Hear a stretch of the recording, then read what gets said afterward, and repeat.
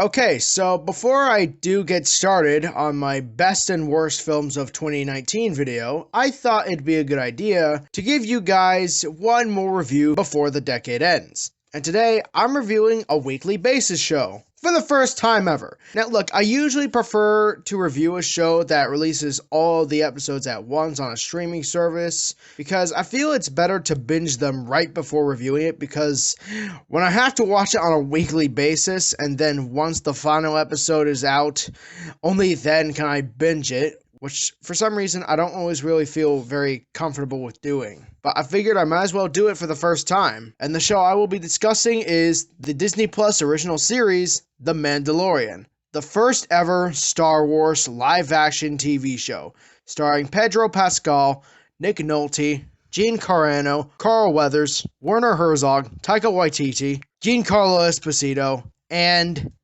Baby Yoda, and takes place after Return of the Jedi, with the Empire being somewhat in ruins after the destruction of the second Death Star and the death of the Emperor, at least before he inexplicably returned in Rise of Skywalker. Death is a concept invented by the Jedi. What? And is about a lone Mandalorian bounty hunter who in the finale is revealed to be named Din Djarin, who is sent by a client who worked for the Empire to capture an asset for him, and that asset is an infant of the unnamed species of Yoda. And at first, he does intend on getting this child to the client, but later on, Dean decides to protect him instead. And all of this leads into an 8-episode long debut season that I loved very much. The Mandalorian is a very engaging, action-packed, character-driven show that truly earns its spot in the Star Wars timeline.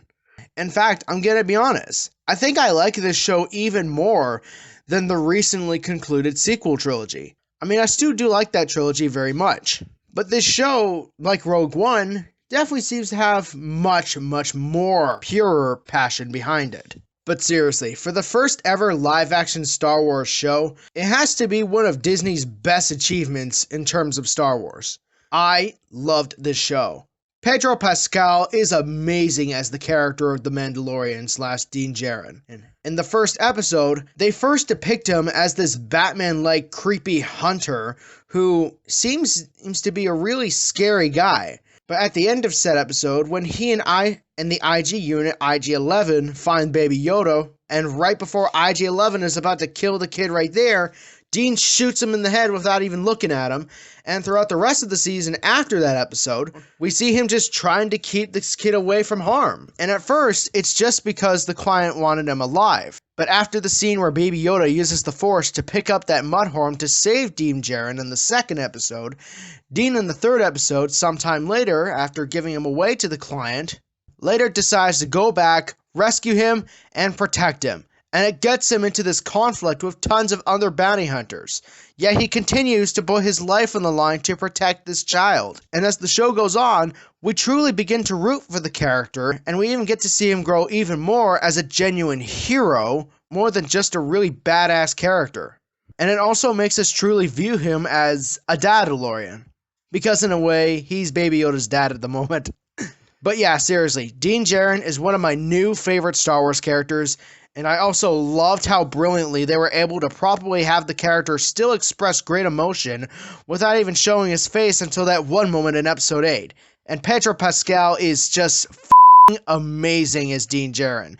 He was awesome.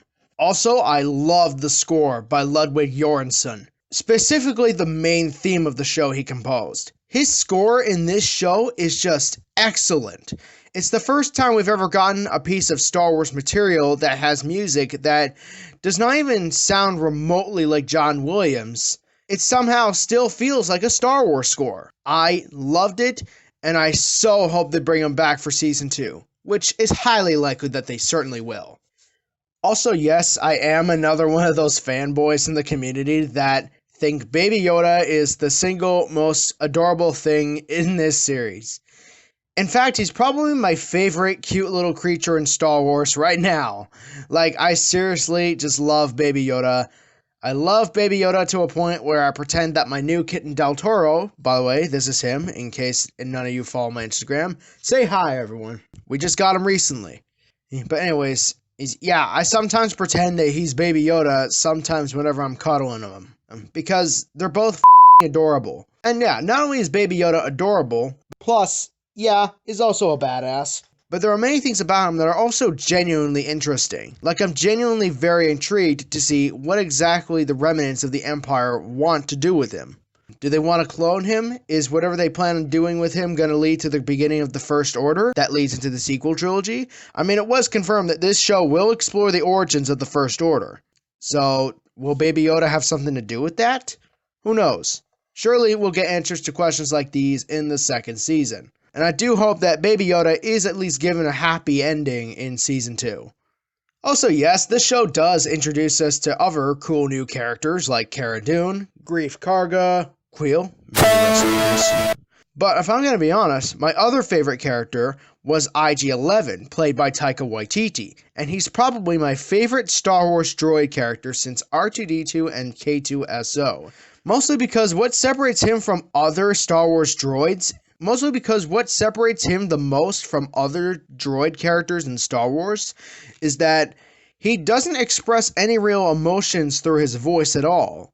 And yet, even without screaming or laughing or a change of tone and voice in the slightest, he is still able to make the viewer feel for him in the end. Like in the first episode, we're kind of glad he's dead because he tried to go Baby Yoda, but when he comes back in episode 7, reprogrammed, you actually begin to really like him there.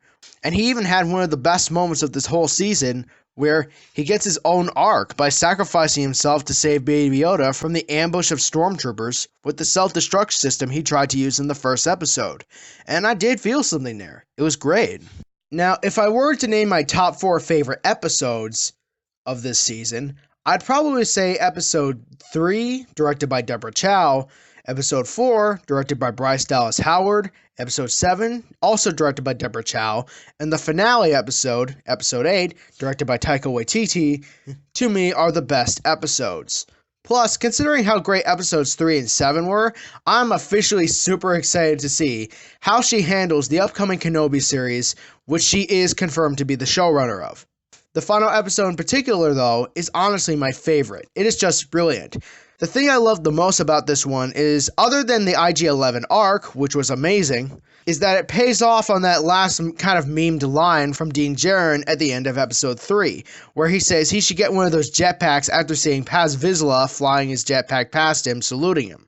And in this episode, the armorer gives him a jetpack, and that was just awesome. And yes, I also love the episode because of that tease at the end, where it shows that not only is Moff Gideon still alive, but he apparently has the Darksaber from the Clone Wars and Rebels animated shows. But yeah, you get the idea. This episode was great. Although, if I'm going to be honest, my least favorite episode is actually Dave Filoni's episode. That episode, I feel, is kind of the worst episode. Now, look, we all know Dave Filoni for his work on the animated shows, but here it seems this was the first time directing live action. And this episode just feels like filler. Now, I know sometimes filler episodes can still be good, like Steven Universe has quite a few filler episodes, but even those episodes are pretty good. And yeah, sure, The Mandalorian does have other kind of filler episodes, like the episode that comes up after this, episode 6, that's pretty good. Although, yeah, it is kinda also a filler episode, but it's still good. This episode, though, was just kinda dull. And honestly, aside from Pedro Pascal, the acting was also kinda bland. Although I do like how they had a reference to the high ground from Revenge of the Sith. That was a pretty great Easter egg. But aside from that, episode 5 is just kinda lame. It's not terrible. I didn't hate it. But it's just something I think Dave Filoni could certainly learn from if they do bring him back on board for another episode in Season 2. But anyways, yes, I loved The Mandalorian. The first season is the perfect launching pad to the other upcoming live-action Star Wars shows that surely enough will be great as well.